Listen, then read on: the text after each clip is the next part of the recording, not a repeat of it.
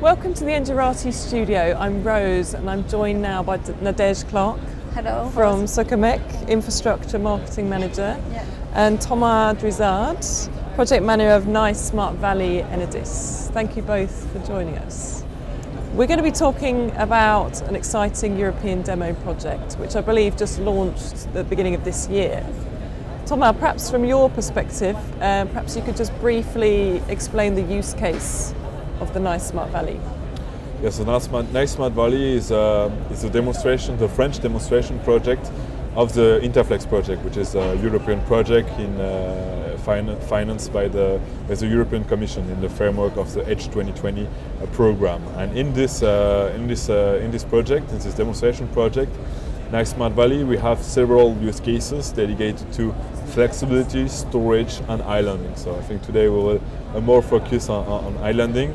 And this idea of islanding comes also from a previous project that we conducted also with Socomec. It's called the microgrid project, which was conducted from 2011 to 2016, where we proceeded the first islanding version. And the idea of Nice Smart Valley, as a French demo of Interflex, is to go beyond to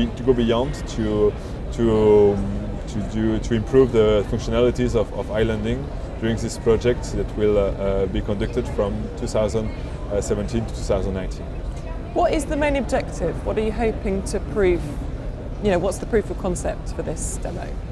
Islanding can be defined as a temporary disconnection of a district from the main grid, and it's supplied only with energy storage and local renewable generation. In the case of the project, it's mainly photovoltaic generation, as we are located in the south of France. The idea of the islanding of Nice Smart Valley is to be able to operate islanding on an area which makes sense for the distribution grid, because we have a quite stable distribution grid within France, so we have to find an interesting use case for the distribution operation that islanding makes sense. Compared to the islanding that we did in the ice grid, the idea is to be able to run islanding on a more automatical way, and to be able to involve also the customer. So maybe going to a higher scale for islanding, we can also detail what we're going to do in this islanding, and to be able to use on an, let's say not industrial, but like a more automatical way from our control room to be able to activate islanding. Nadège, Socomec's working with Enedis as a partner in this, a technology partner. Yes. Can you tell us more about your role? Yes. So as Socomec, we have the expertise because we are UPS manufacturer, and we have developed a bidirectional converter, especially for energy storage solution. And with the Nice Grid project, we have developed all the islanding technology with the islanding controller, and we have tested and proved it on the Nice Grid project. And now on the Nice Smart Valley in the Interflex project, we will do it more in, as Thomas said, more automatically, pilot it from the control room. And also we will test a new type of islanding, and on a real scale in an island in the close to Nice, and on a more larger network. Yeah, what is the scope of the project? How many residential properties are involved? So the idea that we're still doing the feasibility study, but it looks promising, is to island to island two islands that are located close to the city of Cannes in the south of France. These two islands are small island connected to the mainland with a 10 kV cable. And if this cable gets damaged, for example, by an anchor of a boat, for example, it could be the scope will be to be able to power again the island by the time the cable is being repaired. And if you come to the detail of the island, we have around, so we have some residential customers also, and some monasteries. So we have different type of customers, but they stay small islands, and we need also to deploy a photovoltaic generation on the island in order to be able to to rely also not only on storage, but to be able to rely on photovoltaic generation, which is highly available in this region of France. As more electric vehicles come online, will that be a source that you can use in a kind of bi-directional way? Not on this project. And for the electric vehicles, it is we are speaking more on smaller energy storage. But after it could be a use, but it is not the objective of this project. Yeah. Okay. They could, of course, represent a great potential for the project, but we have in this island there's very specific customer. We don't have electric vehicle, but it could be a good idea if we want to involve the customers. This is an idea that we want to do for the islanding in order for the islanding to be more cost effective or to have a higher duration. It could be very interesting to involve the customers. For example, we have the main battery of the islanding system, which is full. And it can be full or it can be empty. We could ask if it's empty, for example, to the customers, like to reduce or to shift a little bit the consumption. With an electric vehicle, we could also imagine this type of strategies, and it could be very interesting to do this strategy in a kind of an enslavement, a local regulated also that can send a signal to the different customers. So if successful, could this be applied to many other locations in Europe? Oh yes, yes. In a different place for different islands, and also where you could have a weakness of the grid, of the traditional grid, to support it.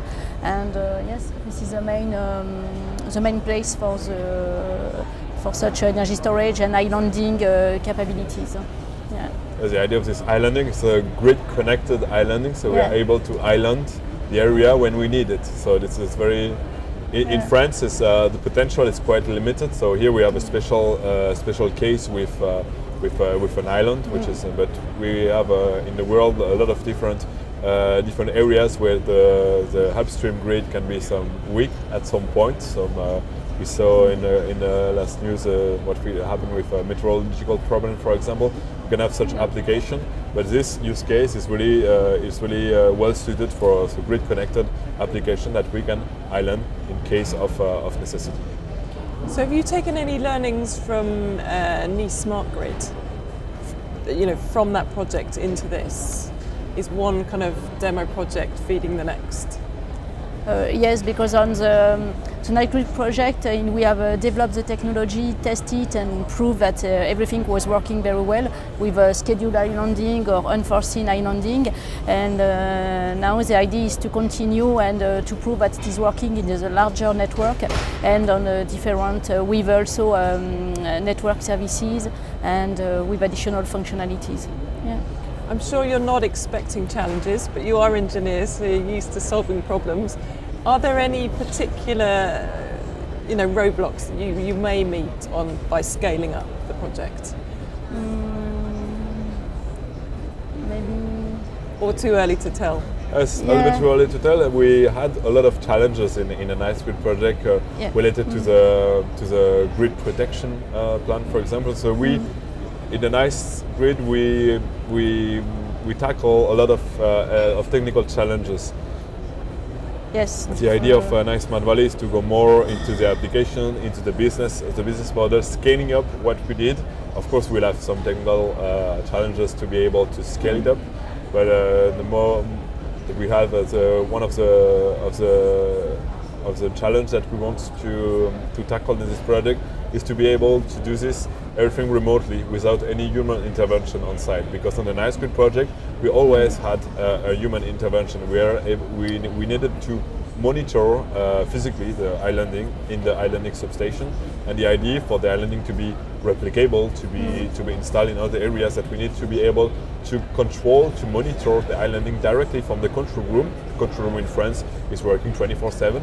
So if we have a dedicated interface and dedicated switching devices, a dedicated communication protocol, then we can monitor everything. Of course, if there is some technical issue, some problem, we could stop the islanding remotely, but the idea is to be able to do this remotely without sending a technician within the substation in case of islanding.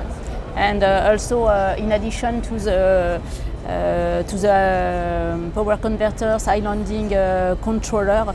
We had also as Socomec the brick of low voltage monitoring, but we could also support that. Yeah. So from an Enedis perspective, are they keen to understand, or you keen to understand the business case? You know, will this technology help you to do your job better and potentially cheaper? Is that a big part of this project? In this project, we will, of course, islanding is a new area, and it's a new phenomenon in the energy industry. So we need to understand this phenomenon, to understand also, because we are responsible for as a public service responsible for the quality of supply, responsible for the protection also. So it's really important for us to understand all the technical challenges, what is the behavior of PV panel, what is the behavior of the different assets when we are islanding the grid. So maintaining a grid islanding is very different than the whole continental grid. Because for example, when we have a fault happening on the grid, we don't have all the power of the upstream grid or the French grid, for example. We are limited by the battery power, for example. So we need to understand very well how does everything work together, and after to be able to see in which location, in which particular circumstances we can have a sustainable business model. So that we are doing in this project. We'll able to see, for example, in some districts, if we have some customers who want to have a reliable supply, and there is some PV generation available, maybe we could imagine to be able to island in case of grid failure for a critical power customer. And from a Socomec perspective, you know, is this use of low voltage grid analytics the type of use case you expected when you developed the technology? So the first use case that we are seeing is also all the islands around the world, and because they are disconnected from the main grid, and it could avoid to repower, to restart a genset, and instead to to use diesel and petrol, we use PV production with the storage, energy storage solution. And also when in the world, when you have it's not the case in France, but when you have a weakness in the grid, it could help also to support it. Yeah.